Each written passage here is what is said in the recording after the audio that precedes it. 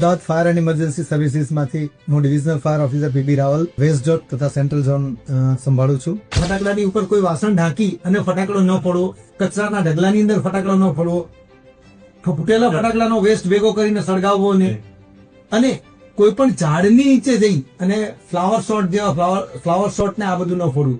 તમે જ્યારે પણ આતિશબાજી કરો છો તો આજુબાજુની પ્રેમાઇસીસ કયા કયા ટાઈપની છે, ત્યાં આગળ આપણું જે પણ આપણે ફાયર કરી રહ્યા છે તે ત્યાં આગળ જઈને કંઈક નુકસાન તો બીજું નહીં થાય.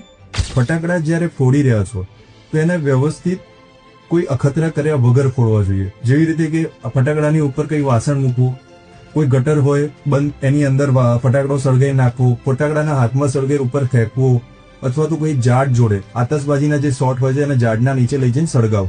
આ બધું ન કરવું જોઈએ. અમારે અત્યારે રાતે 7 વાગ્યાથી સવારના 7-8 વાગ્યા સુધીને કાર્ય કન્ટિન્યુ ચાલે છે.